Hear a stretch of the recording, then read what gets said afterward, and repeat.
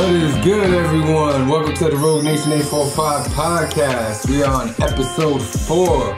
Today we have a special guest, Beats by Omen. How you doing today, sir? Feeling like a pimp with a limp, man. Just missing my Cadillac and it came right now. That's it. Facts, I hear you. So today we're gonna talk about some music, man. First I wanna talk to you about what are you doing? Tell the people out there what you've been doing. Man, put me on spot, man. You know I got this project getting ready to come out. Shades of Light will be dropping December 1st. I collaborated with a lot of great people, you yourself included. You know, shout out to you for helping me put this band of folks together. You know, we got Nasty Nate, we got Judah Phenom, we got folks down from my last stomping grounds in Florida. We got Hud Von Dooley, we got Visa Note. It's gonna be a really good project. You know, I haven't rapped in a long time, but you might get. I'm considering creating a bonus edition to this album where I throw on a couple extra freestyles and the Run It Up record. Okay. Yeah. Shout out to everybody out there that's getting on the project. Great artists in the Burgh and in surrounding areas that I love to work with all the time whenever I get the chance. Absolutely. What are you? That's a great question because I've never been one who wanted to just be the person who did one thing. Mm-hmm. I'm a little bit older. Do you remember the TV show The Pretender?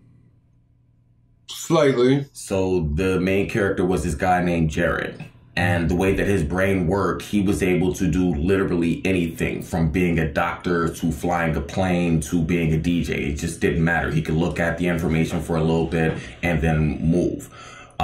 When I first started making music, I wanted to just be the producer. Like, I was rapping for a little bit, but I felt like I wanted to follow the path of say, a Dr. Dre or a Timbaland. But the more I started digging into the game, the more I started, like, really being interested in the business side of it as well, in terms of how lucrative it can be, but also how closed off it can be at the same time.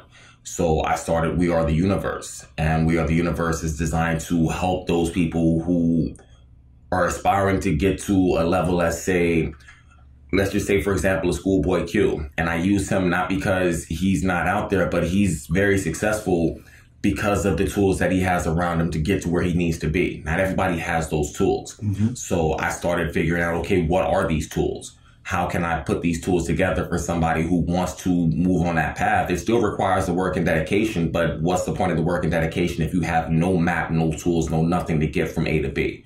So that became the second focus.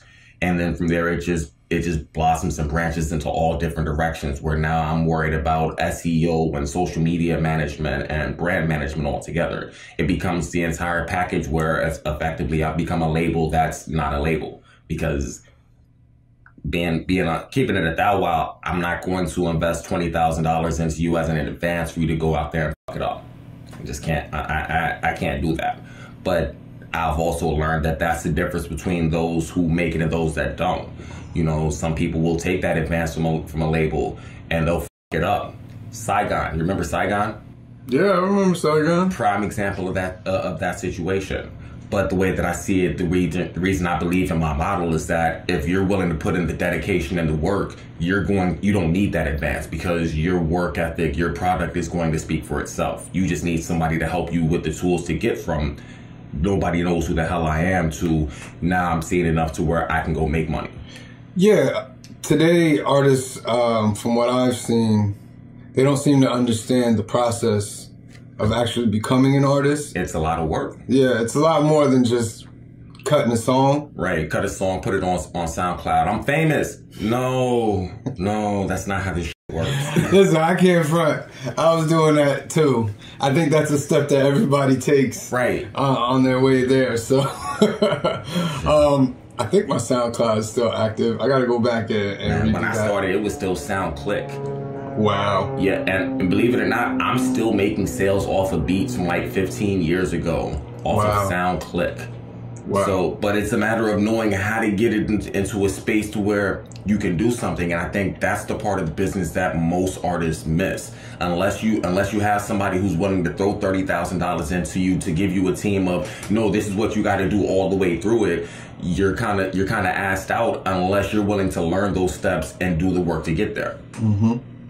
A lot of people don't have that drive. That's really what it is. You can't want something and not be willing to put in the work to get it. Yeah, you gotta love it.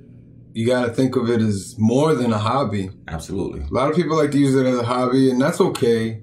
But if you're serious about it, hobbies don't make money. They don't.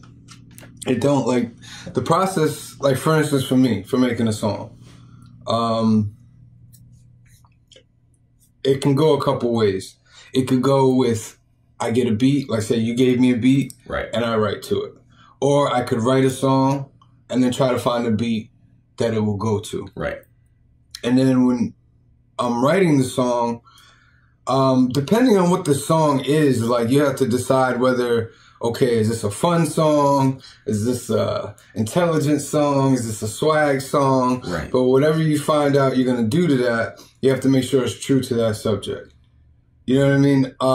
If it's going to be a fun song, let it be a fun song, but you have to be so serious in recording it. Right. You know what I mean? That's the only way it's going to come out genuine. Then after the song is written and the beat is found, for me, I'm blessed because I have my own stuff. Right. But back in the days when I didn't have my own stuff, I had to find a studio to record at. Mm-hmm. And that the struggles of recording at other studios in the past, oh my God, I got stories for days to things like you show up at 3 o'clock and they're not ready to go till like 3:45.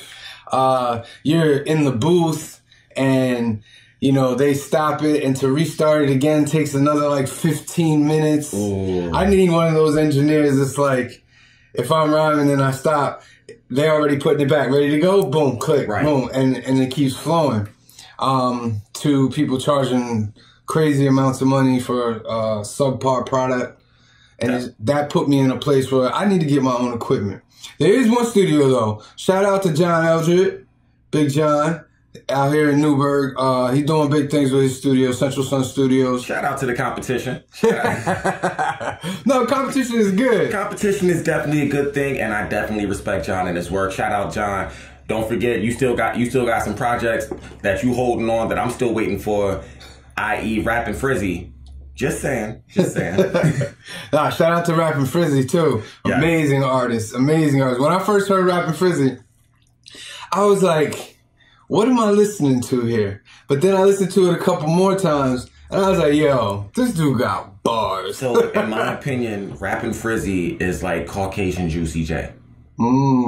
Like, when you listen to like how he delivers, I won't say Juicy J specifically, but like that tone of how like 3 6 puts out, like how their songs are shaped and delivered. Mm-hmm.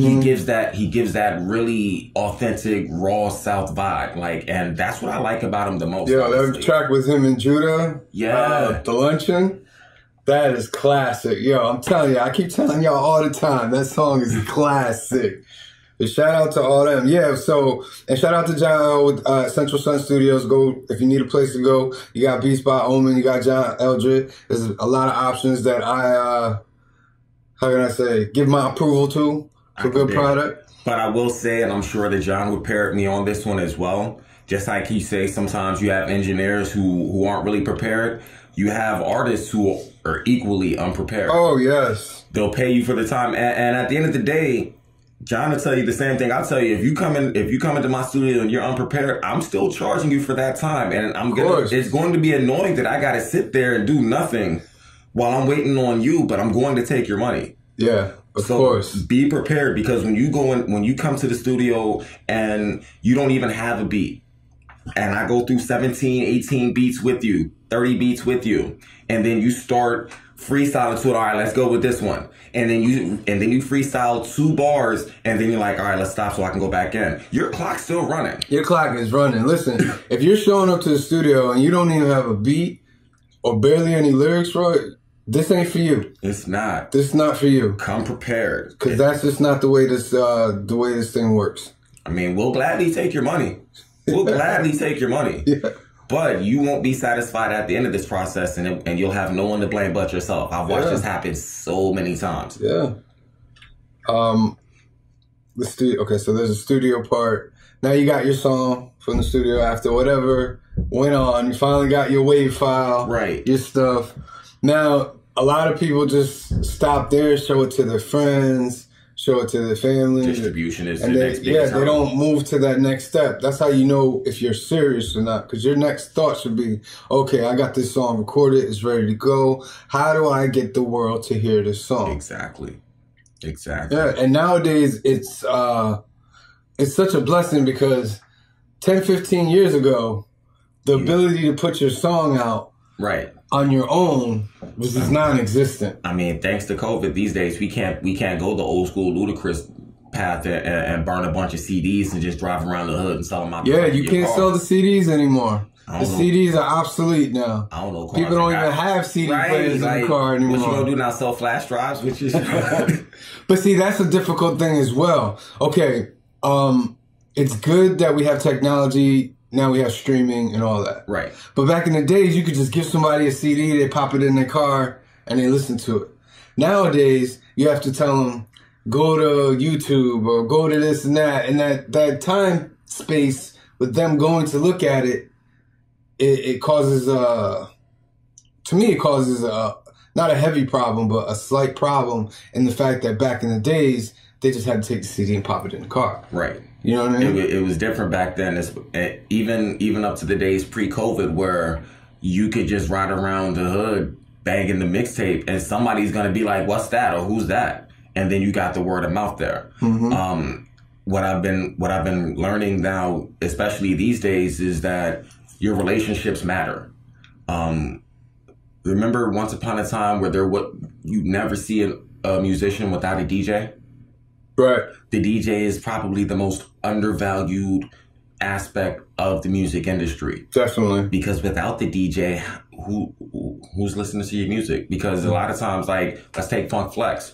People go to where Funk Flex is spinning at. They don't even know who the hell's playing, but they're gonna listen to the shit because Funk Flex is out there spinning it.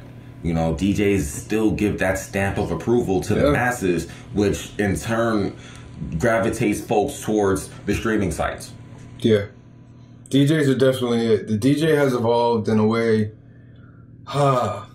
They've always been gatekeepers.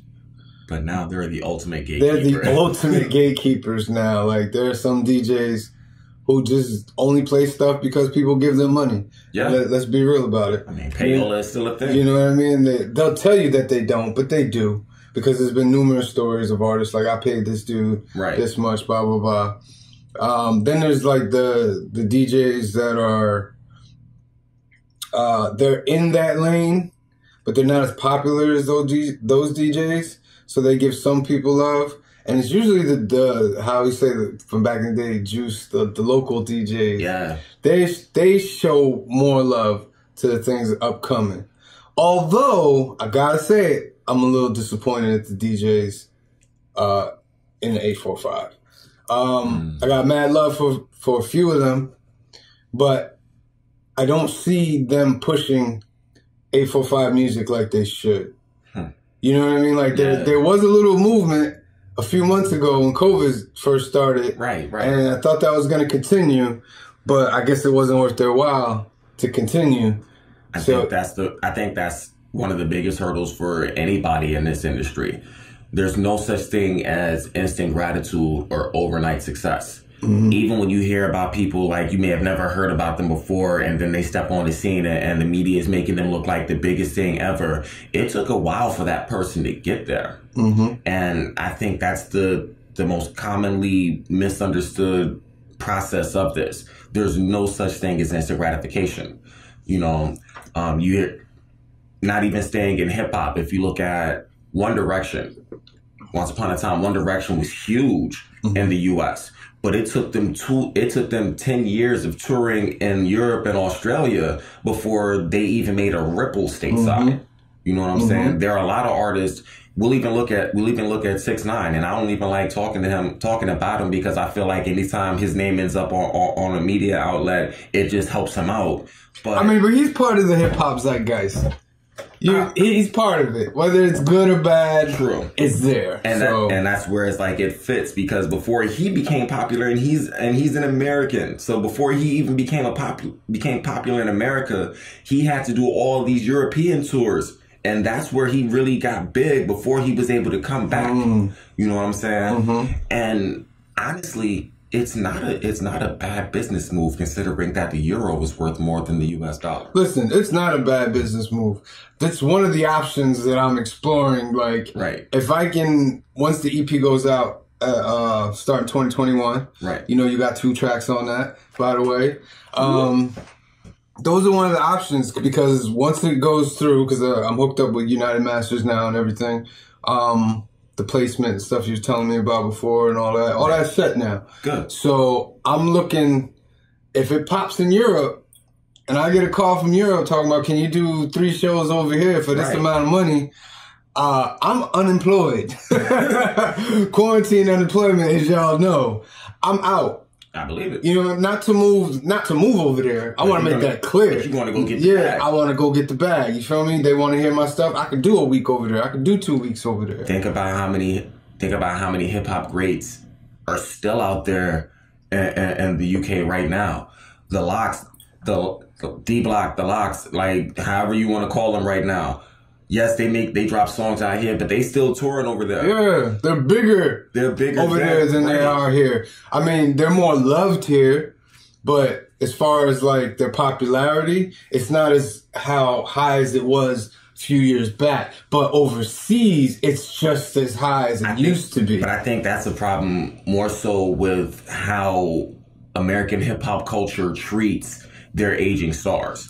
So like when you look at how rock musicians are treated as they age, they're able to continue to age and be in their craft. Whereas if you're a rapper, if you make it past the 3 to 5 year mark, you're a unicorn.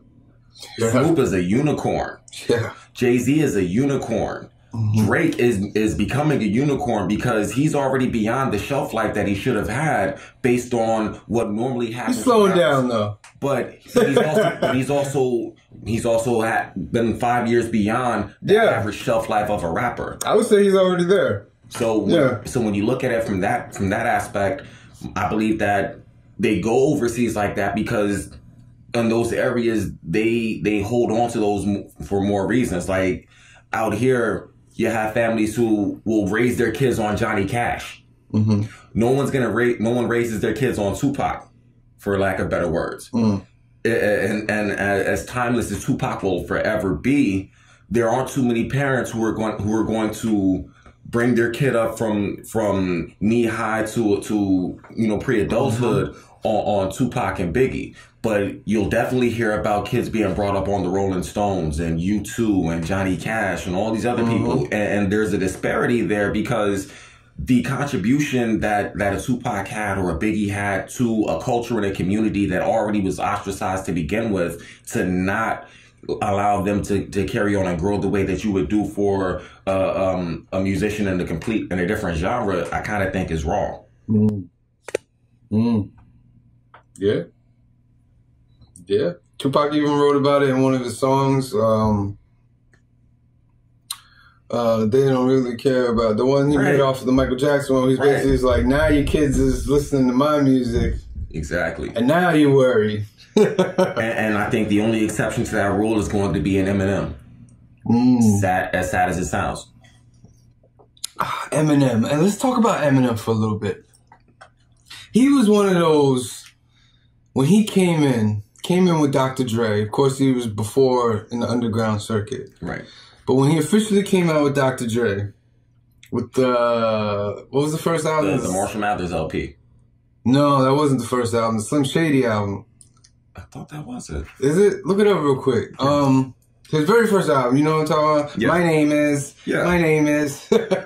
I mean, when I listened to it, I was like... His first album was Infinite, actually.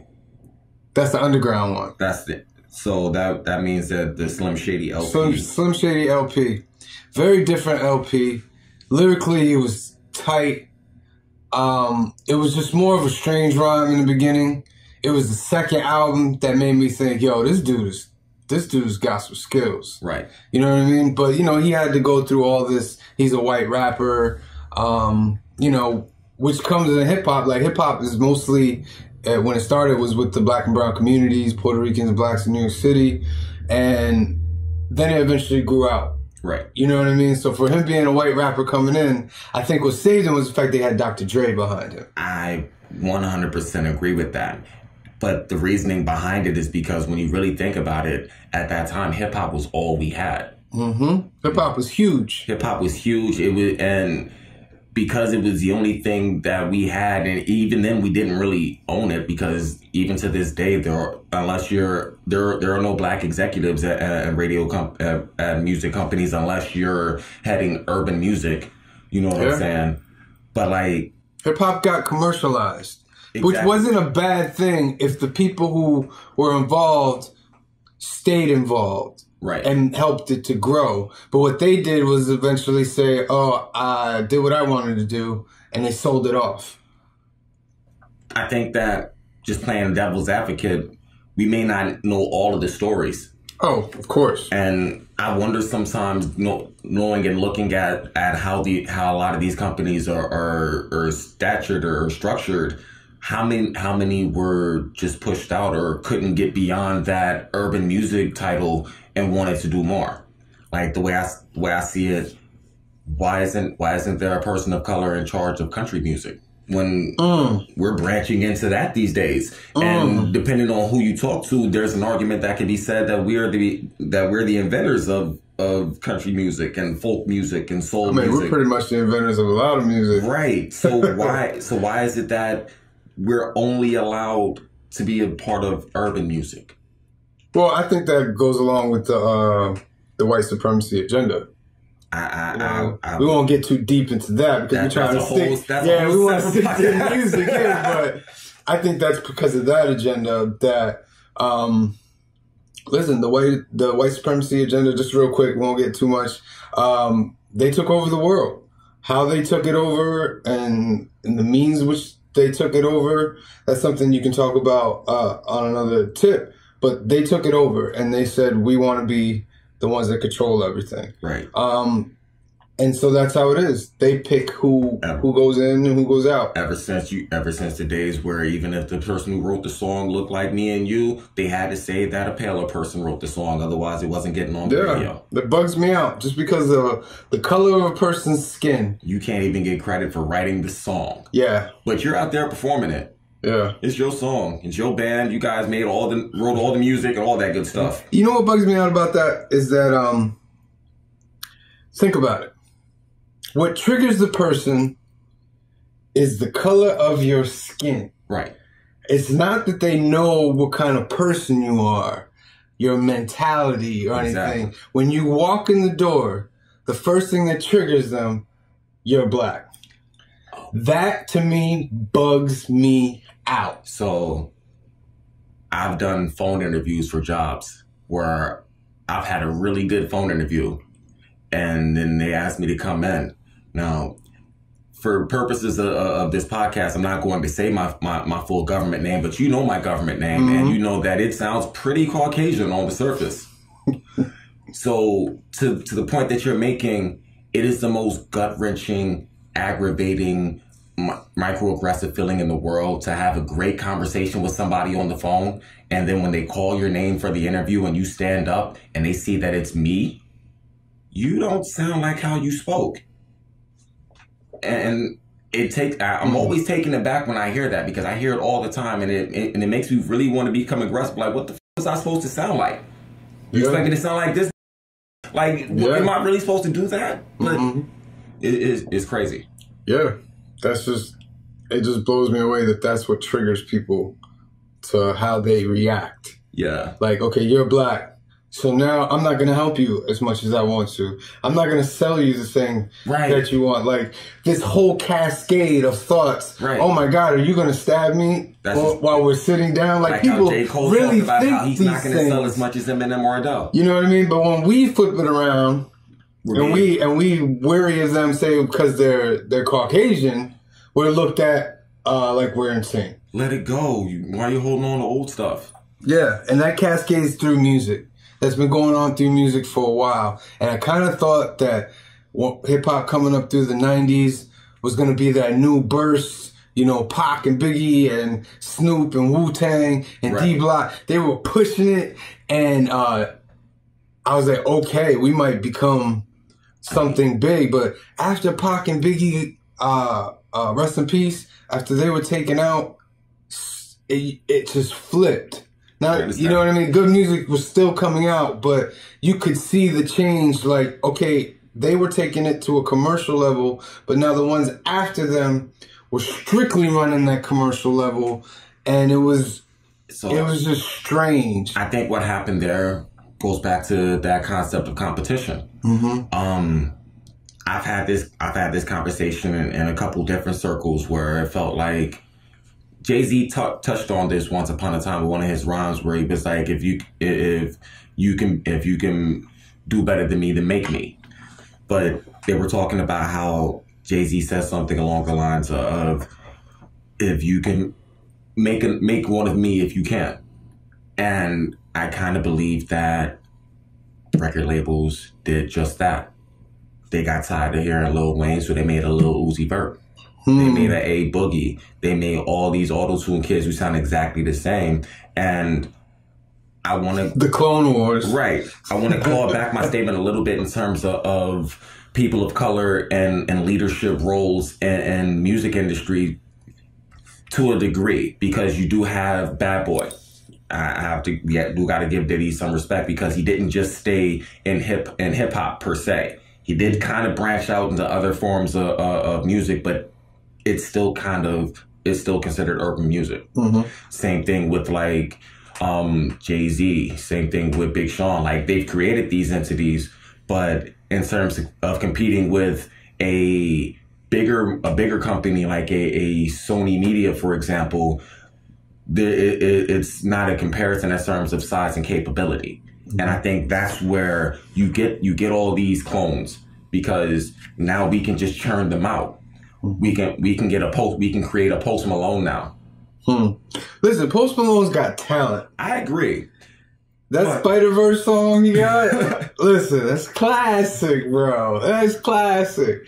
But he's got other issues. Yeah, drugs are bad. I'm just saying. Yeah, I mean, but listen, we're not judging nobody, because we have all had our own issues with shit like that. So, but just like, I think he's very talented, but man, that dude smokes more cigarettes. Like, it's not judging on smoking, it's judging on how much he smokes. I'm like, he's not gonna last. Yeah. Voice box in 6 months, bro. But yeah, you're right. They come up with those type of things, because hip hop nowadays is flooded. We'll use the word clones. Flooded with clones. It's not as creative anymore. It's not. And the ones that are creative are kind of looked down upon for being creative. Yeah. Because I don't know if it's because what they're doing is too much mentally for people who have been simplified and brought down. When you try to bring them up to a different level, they just don't. They don't want that. I think they're following the Jay-Z formula too well. And what I mean by that, Jay-Z talked about his formula for creating a song. 3 really, really simple steps. You have the beat, you have the flow, and then you have the content, in that order, right? And the reason he said it in this order is because you can't create a song without a beat. Like, it's possible, but it makes this process that much harder, because then you have to find something to fit to it and really make it work. So you have the beat first. The flow, he believes, is more important than the content, because that's how you're riding the beat. And in this oversimplified, oversaturated musical world, unless you're already caught like this, you're not even going to pay attention to the content. So I think that what ends up happening these days is that most of these clones, as we're going to call them, are so focused on steps 1 and 2 that step 3 doesn't matter, and it deteriorates the genre as a whole and allows room for more clones. Because as long as you've been able to master those first 2 parts of that process, nothing else matters. And that's why all the songs sound pretty much alike. Yeah. I mean, R&B, what happened? R&B just disappeared. Because everybody's auto-tuning, so now you can't tell the difference between a rap song and an R&B song. Unless it's Chris Brown or Chris Brown. This is what I mean. Like, I remember in the 90s, to me, that's the golden era of R&B. Yeah. I mean, the other golden era before that was Motown and all that. But when the 90s came around, now that I look back, like you get oh see my all goodness. H-Town, 112, Legends. Silk. Legends. Right. Which we didn't think were probably going to be legends because we thought in the future, there's going to be better ones and more to come. But little did you know in the future, there's going to be nothing. All they did was swap them out for auto-tune. Yeah.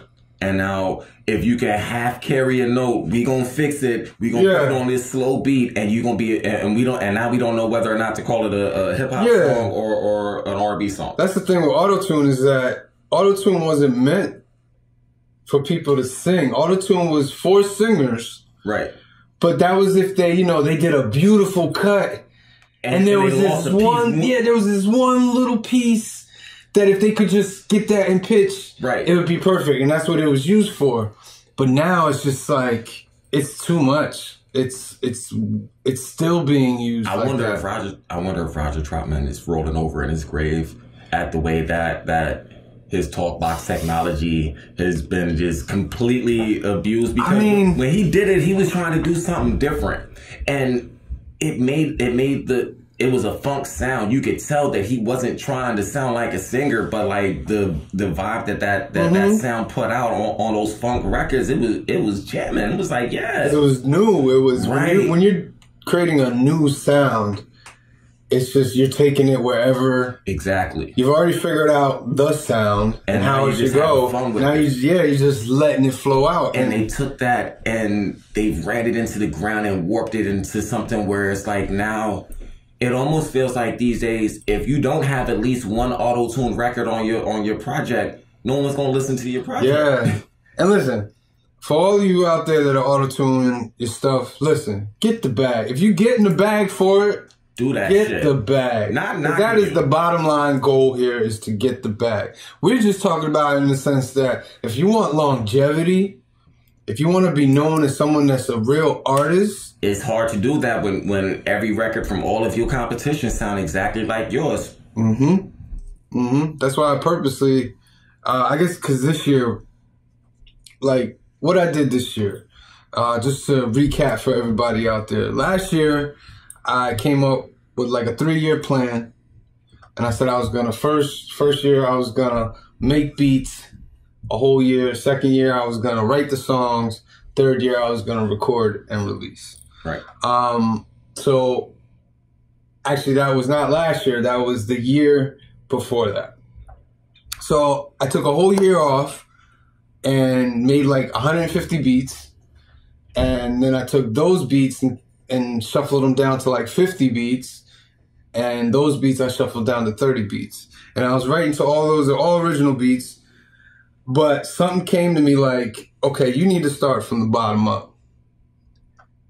Go look for the classic instrumentals. Right. The beats that people love and do you on them. Yeah. So that's what I did. I went and got all these classic tracks and just wrote my own original stuff to it. And I mixed a couple of my original ones into those tracks, and then I released the song every year. I went ahead of schedule. This was supposed to be the year to be recording everything, but we're finished with the year and it's all done. Right. Next week is track 52. But I made a goal for myself to say I'm going to release a song every week for an entire year. Right. And I did it. And looking back at the experience, I've come farther in this 1 year as an artist than I have in all my other years combined. There are things in my past that have helped me tremendously and are still in my memory, but the grind of this year of making sure that song is out next week, making sure it's mixed, it puts you on a schedule. It made me develop my flow to the point where on these last 2 tracks, it's sounding smooth, man. Like, this is it. And I told you before, I'm setting the foundation to burst off into the next year. Absolutely. So, I I wanted to purposely make sure that my music was original. By the time we got to the end of the 52, I wanted to make sure the last 5 songs were strictly original tracks, and we would put that on the EP, and it worked out. The America track that you flipped, fire. Heard your whole album track with the beat that you flipped, fire. The I'm Still Here, fire. The one that dropped, Waiting For. Speaking of which, that contest out there for y'all that watched that video, record that piece in there, send it in. Send that verse in. Send it in. We got that $50 cash app. Like I said before, it's not much, but some of you know what $50 can go to. I'll even help out. If you don't know how to turn it into an MP3 file, you can just send the file in, and I will convert it for the man so that you can get on this record. I'm here to help as well. There you go. His email will be in the description below of the video. But I wanted to make sure it was all original, and I completed that goal. And I can tell you right now, I feel I'm not at my peak, but I'm like after rookie year, going into the second year. Got you. Like we made the playoffs. We lost in the playoffs. But you got your feet underneath. Got the feet underneath. Going next season. Now I'm ready to go. Because now I got next year coming. Just to give you guys some updates. We got 400 that's dropping season 1 next year. He hit me up. He's very inspired to work. Harmonic Fox, one of the group members of I'm Awake. Yeah. He's going to do his season 1. We're going to continue with the vlogs and the podcast. It's really moving. And I always told myself, I got to get to 1,000 subscribers. Yeah. I'm at 208. And I know people like, you shouldn't be looking at the numbers. I'm sorry, but if you're in this game like I am, you're looking at the numbers every day. And I'm good where it's at. And I know it's going to go because I'm being consistent with the content. I'm being nice to Lady Algorithm. Lady Algorithm's going to see me knocking. And Lady Algorithm is going to eventually spread me out. I'm going to have faith in that Lady Algorithm for right now. But, and it's moving, and I encourage other artists to try to go that route. Like, I know y'all want to release songs and you just want to get it out there, but a well-designed project and a focus will get people to pay attention to you much, much more. Also, while we're talking about getting the music out, one more important step that I think a lot of people, like I was explaining this to my little brother who's also making music, because a lot of kids want to get the music out as soon as it's done. And that's fine, but make sure it's registered. Get an account with BMI or ASCAP, somebody who's actually going to make sure that if that record sells, you get paid for it. I think that's one of the biggest things, and a lot of people, they'll get upset because like, well, hold on, my song actually did good. Why ain't I getting no money for it? You didn't go through the right steps. And this is where, like I was saying before about We Are the Universe, why I felt like it was so important, because it's easy to get tripped up in this game.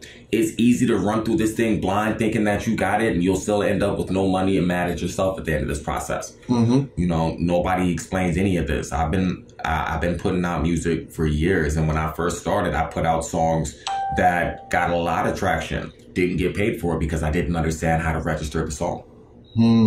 You know what I'm saying? Yeah. So I mean, they've made it really simple nowadays. They have. You can do that. Well, you must do that. But places like United Masters, it's a great company, in my opinion. You pay a yearly fee, and then you can just drop songs and then put it on Spotify, Tidal, Apple Music. And as great as that is, you still need to register. Before you go drop it off there, because otherwise United Masters is definitely going to take their cut, and then when it comes time for your cut, it's not registered to anybody. So we'll just go ahead and put this in the pocket. It's so true. So true. They're willing to keep that money. They're definitely willing to keep that money if there's no proof that it's supposed to go somewhere else. So what are your feelings on hip hop today? So I feel like hip hop is still alive and well. It's going to continue to evolve. It's going to continue to change. I think that's a good thing, though. I think that the uncomfortability of the change is what's going to keep people hungry and keep people on their toes and keep them pushing for the next thing, you know? And when I say that, even though there's so many clones out here, when you filter through the clones, you start finding bits and pieces of authenticity or uniqueness that you won't find in other places. So like you just got to be willing to look. I think the problem is that people's attention spans sometimes are like that of a small dog in the movie Squirrel. Well, yeah, I was always taught it's even worse nowadays, but you've got like 10 seconds. Yeah. If you don't have them by the first 10 seconds, if you don't grab them within the first 2 bars, they're not listening to the rest of the song. The only people that get past it are the ones who've made it. Yeah. Because now they paid their dues, and it's like, and people are willing to wait that 10 seconds. He started off a little sluggish. Let's see where this goes. Yeah, but if they don't know you, and you haven't pulled them in the first 10 seconds, that's it. But I think that's what's going to make people push even harder to get beyond those first 10 seconds. And I think that's what makes hip hop great. Like even back in the days where it was Queens versus the Bronx. Like even back then, the level of competition made it great for the end use consumer because you were hyped no matter what side you were on. Like when you heard the bridge was over, you're like, okay, so what we about to come out with now? What's about to happen? You know what I'm saying? And I think that's what makes hip hop amazing because it's that competition that creates that creativity that drives all these people to come to it. That competition isn't around though nowadays. It is, but it isn't. It's different now. I think because of the versus things that are happening now, I wouldn't be surprised to see in the next couple months more recent artists or newer artists will start to take advantage of these. Like we're still looking at OGs do this. We're still looking. We're about to have Jeezy and T.I. go up in a couple days, but like. I wouldn't be surprised if a couple weeks down the line or a couple months down the line, we don't see battles that include some of these new faces, even some of the sophomore or junior year guys. Let's say like a Kendrick versus a Don Kennedy. You know what I'm saying? Because ultimately these kids are cranking out music like there's no tomorrow. So who's to say that they wouldn't have a catalog long enough to run that? So I think it's only a matter of time. But I also think that that's really where we're going to get the difference and we're going to figure out who's a clone and who's not. But specifically for the 845, like there should be a DJ or DJs that are doing this. Like I can't do it. I got enough stuff on my plate. You know what I mean? I make the music. I do the content. Like you make the music, you do the content. But like we need these other people to step up. You know what I mean? We need to be able to, well, whenever the clubs and all that open back up, we need them to, like 80% of your playlist needs to be from where you at. I agree. You know what I mean? Like, cause, okay, back in the days, maybe the caliber of artists was a little higher than now. But nowadays, there's music coming out of 845 that's just as good as anything that's coming out there. I think it's really important to win your city over first before you start branching out into other areas. You got to win your area before you... Or at least attempt it. No, there's not even an attempt. You have to win your area. Well, I have to disagree with that because there are people who have blown up and got no love from their city. That's fair. You know what I mean? But those are also the folks who redirected all that energy from their city to go overseas. I mean, it's beautiful when your city's behind you. But coming from a place like, say, Newburgh, like, there's so much talent in Newburgh, but the animosity between artists, for reasons I can't even think of, just for the fact that maybe their song is good, they'll hate on a fellow artist. It's crazy. That's why I'm kind of glad that I met some 845 artists like Judah, like Nate, like Rappin' Frizzy, all these type of artists that like to work with people, and that's a blessing. But the majority of artists around here, for some reason, they think they butt don't stink, and they don't want to work with you, or they don't want to do certain things. I mean, but to me, it's like, listen, if you don't want to do a track together, ain't no sweat off my back. I kind of feel like that's the climate of Atlanta. All that talent in Atlanta, but depending on what hood you from, we're not messing with you. And sometimes that's just going to be the way it is. But when you look at Nipsey, rest in peace to the great, Nipsey was able to gather his city. He was able to win his city because he was able to break down those bridges. You know, living in LA for a good portion of my life, I'm fully versed in the lifestyles of B's and C's. So for Nipsey to be on one side of the rag and be able to work with people on the other side of it, you know, that was able to break down the walls that allowed the entire city to be like, nah, we're with you. Mm-hmm. You know what I'm saying? And I don't think it was necessarily all because of the music. I think it was because of how he was able to break down those barriers. So, but that goes back to being willing to put in the work. Sometimes you got to find a way to overcome an obstacle for the greater good. I may not agree with the person on the other side of that line, but if I feel like we can make some money by making good music together, if I feel like what you're saying it does have enough power to reach the masses, that means that I have to be strong enough to ignore the exterior BS to be able to say, nah, let's do this. Mm-hmm. You know what I'm saying? And that's only going to happen with time. That's going to happen with time and effort. And there may be situations where you're trying to work with the musician, like they may be on that other side of the fence like that, like we're talking about out here in Newburgh. But I believe at the end of the day, it's the persistence that's going to show the intent. Mm-hmm. And once that's there, like there's a saying in California, these days it's not about red and blue, it's about green. Mm. And I think that once we start coming to that mentality, some of the pettier things can go to the wayside, or at least can come to a point where people can have a discussion about it so that they can actually move on to get to the bag. Yeah, I feel discussion is key, like communication. Absolutely. Like so many things can be solved by two people just sitting at a table and having a conversation. A lot of things we make up in our minds and we assume stuff, but communication can break down a lot of barriers. Some people are just not social like that. And if you can get them to the table and talk, you can probably get that good conversation. Right. But getting them to that table has become difficult. I think that's the problem with a lot of folks. Doesn't matter the industry, just this is hard, so I'm not going to do it. Mm-hmm. My dad always taught me, though, that anything worth having is worth working hard for. Bust your ass if you want it.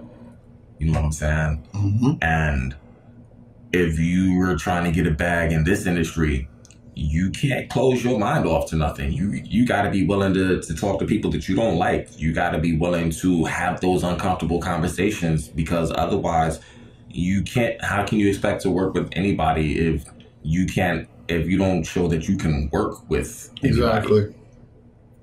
Exactly. So, just closing out, what kind of advice would you give to any musician, artist, beat maker? Some quick advice of what they should do. Always work on your craft. Even if you believe you've mastered aspects of it, don't close your mind off to believe that you've mastered it all. I have this saying, people try to say, you're the man, you're the man. And I quickly refute them all the time. You know, I'm not the man, I'm a man. When you put yourself mentally on that pedestal that you can grow no further, you have actually stopped yourself from being able to grow further. And to me, that's the difference between somebody who's here for 2 years and someone who's here for 20 years. The person who's here for 20 years is always learning and always evolving. Like Snoop personally is one of my favorite musicians, because he never stayed in the same box.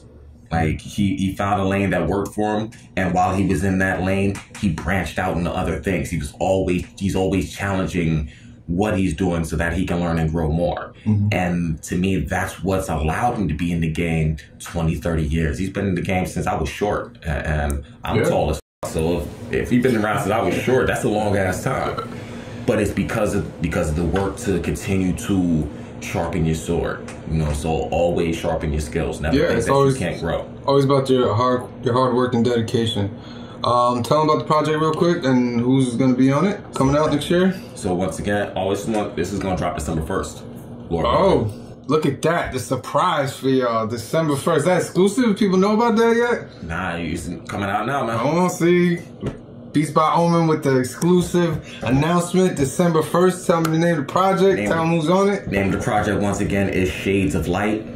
I'm gonna have a lot of artists from 845. We're gonna have Judah Phenom. We gotta have my good friend here, SBR 845. We got Nasty Nate of the Spartans family. We got some folks from down in Florida. We got Hud Bonduli. We got D's. We got No Beats on the record as well. I might even, like I said, I might even put out an additional bonus version of this one that might come out like a week after. It'll have about 4 more bonus records on there, a couple freestyles, a couple songs that are done. I might even just put some free beats on there for profit purposes. I haven't decided about that part yet. Sounds official, bro. I can't wait to hear it. I'm excited. I want to thank you for coming out today. Of course, bro. For coming to the Rogue Nation 845 podcast. And I'm always going to be here. Continue making that fire music. Keep spitting those freestyles because your freestyles is official. You don't want none with this, man. I'm telling you. And I really appreciate you coming through, talking music and everything. Everybody else out there, I want to thank you for joining us at the Rogue Nation 845 Podcast, episode 3. I think we're going to call this the first 10 seconds. I thought about that when we were talking. Just to give you guys some leaving announcements. Remember, track number 51 dropped today. There's a special contest/challenge in that video. Record your verse, your singing, your bars. If you got an instrument that you feel that might go good over that, play it, record it. Send it to the information in the description below, either to the Instagram or the email. I will go through them all. I will see which ones fit perfect. There might be multiple winners. Say if I got an instrument, a person that put in an instrument that sound good. Somebody sent in a dope 16 bars. Right.